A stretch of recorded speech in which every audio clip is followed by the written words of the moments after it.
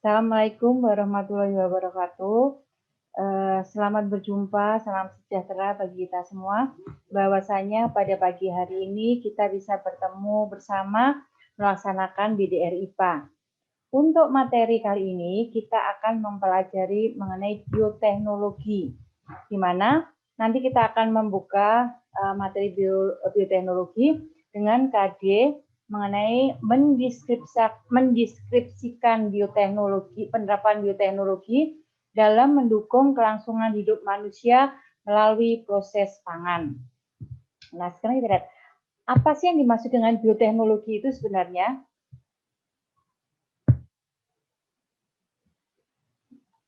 Nah, yang dimaksud dengan bioteknologi di sini adalah teknologi yang memanfaatkan makhluk hidup untuk memecahkan permasalahan manusia, di mana bioteknologi itu akan menghasilkan produk yang bermanfaat bagi manusia. Jadi, dengan menggunakan teknologi yang menggunakan bantuan makhluk hidup yang lain untuk memecahkan permasalahan dan yang nantinya akan menghasilkan produk yang bermanfaat bagi manusia. Sekarang, apa sih contoh-contoh dari produk?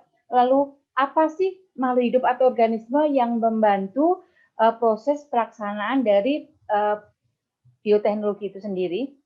Contoh produknya yang dihasilkan dari proses bioteknologi contohnya adalah tempe, lalu oncom, ada tape, kecap, yogurt.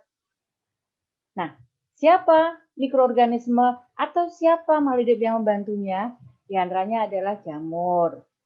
Lalu di antaranya lagi adalah mikroba atau bisa dibantu dengan bakteri.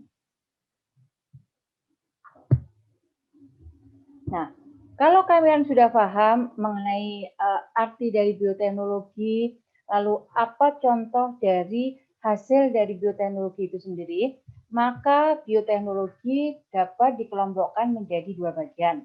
Yang pertama adalah bioteknologi tradisional dan yang kedua adalah bioteknologi modern. Apa yang dimaksud dengan bioteknologi tradisional? Bioteknologi tradisional atau biasa disebut dengan bioteknologi konvensional, di mana bioteknologi ini dapat terjadi atau proses pelaksanaannya dengan menggunakan bantuan makhluk hidup yang lain, di mana bioteknologi tradisional atau konvensional ini memiliki ciri satu, biasanya dilakukan melalui proses yang sederhana.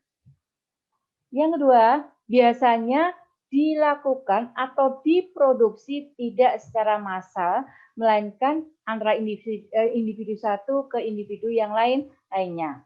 Biasanya masing-masing. Yang ketiga, biasanya tidak menggunakan prinsip ilmiah.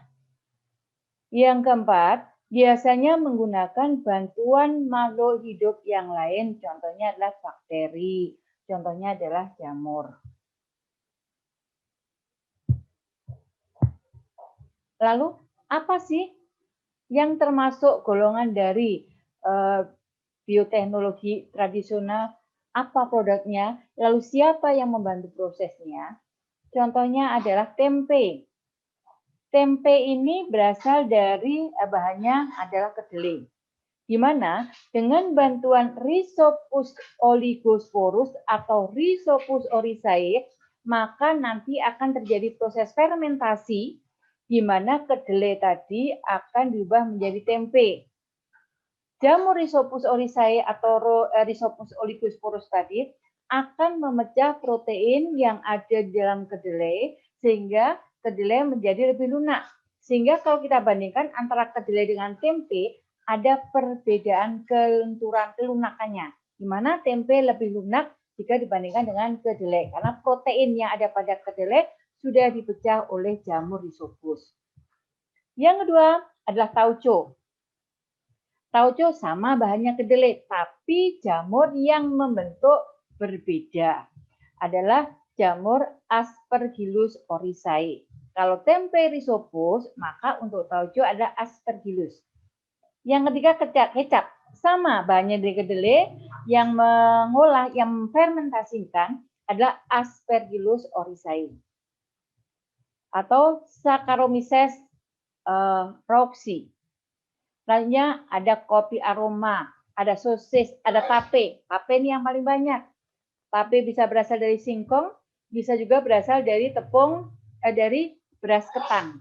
Di mana tape ini akan difermentasi dari singkong tadi, akan difermentasi dengan menggunakan jamur Saccharomyces, yaitu Saccharomyces ovale atau Saccharomyces elythrioides.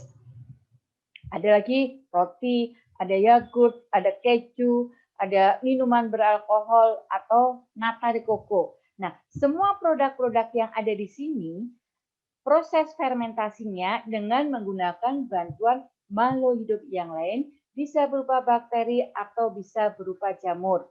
Sehingga prosesnya disebut dengan bioteknologi tradisional atau konvensional. Selanjutnya adalah bioteknologi modern. Bioteknologi modern ini lebih canggih, di mana prosesnya biasanya menggunakan peralatan-peralatan canggih. Misalnya produk-produk industri atau di rumah sakit, di mana bioteknologi modern ini biasanya diproduksi secara massal. Contohnya sekarang ini, pada masa COVID dibuatlah vaksin, di mana proses pembuatan vaksin secara massal dan dengan menggunakan teknologi yang modern. Dan biasanya proses pelaksanaan bioteknologi modern ini menggunakan prinsip ilmiah. Selanjutnya, apa sih manfaat bioteknologi modern? Banyak. Di antaranya adalah pada bidang teknologi reproduksi, di bidang sistem penanaman atau pertanian, organisme transgenik, lalu dalam bidang kesehatan juga ada. Ini adalah dikategorikan sebagai bioteknologi modern. Nah, kita lihat. Yang pertama contohnya adalah kultur jaringan. Biasanya kalau kita laksanakan perkembangbiakan secara alami ada dua macam, yaitu vegetatif dan generatif. Ternyata untuk yang vegetatif ini ada yang menggunakan teknologi tingkat tinggi. Contohnya adalah kultur jaringan. Apa sih yang dimaksud dengan kultur jaringan? Adalah metode memperbanyak tumbuhan dari sel-sel tumbuhan induk di lingkungan buatan yang terpisah dari induknya.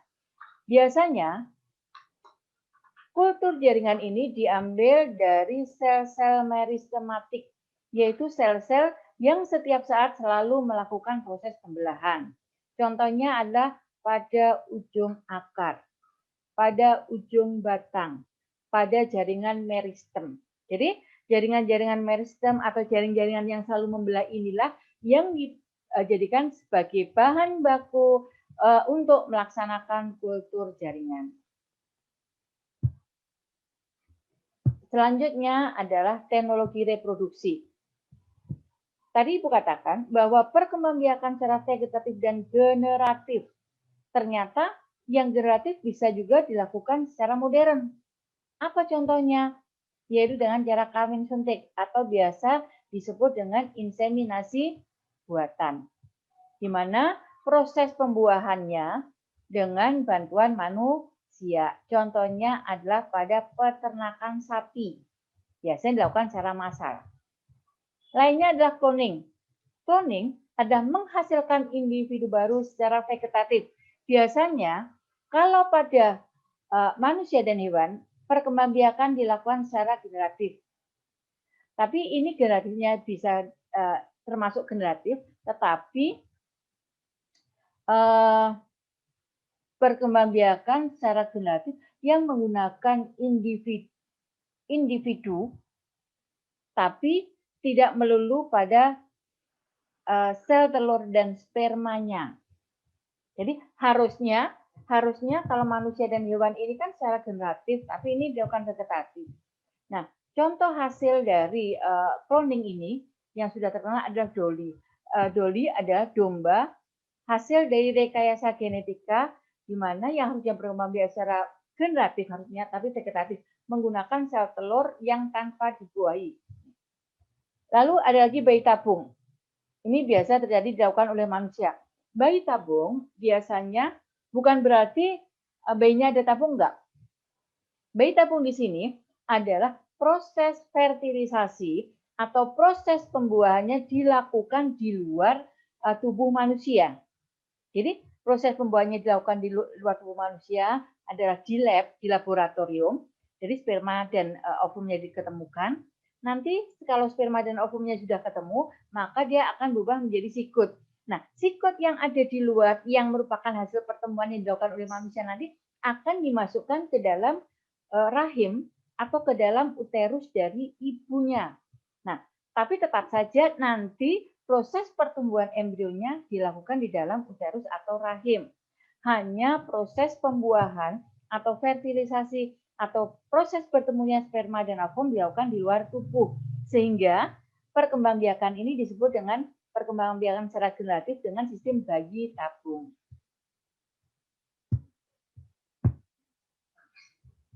Selanjutnya adalah pada tumbuhan. Pada tumbuhan ada istilah hidroponik, ada istilah aeroponik. Hidroponik adalah budidaya tanaman dengan menggunakan media selain tanah, menggunakan media dengan air, hidro, menggunakan air. Nah, sekarang kalau kita lihat di televisi atau media sosial banyak sekali hidroponik yang akan menghasilkan hasil panen yang meningkat pesat dan mutunya biasanya lebih bagus karena unsur haranya terpenuhi, lalu terjaga dari bibit-bibit penyakit-penyakit yang ada, karena selalu dirawat dengan maksimal. Selanjutnya, aeroponik. Aeroponik proses perkembangbiakan yang dilakukan dengan menggunakan bantuan udara.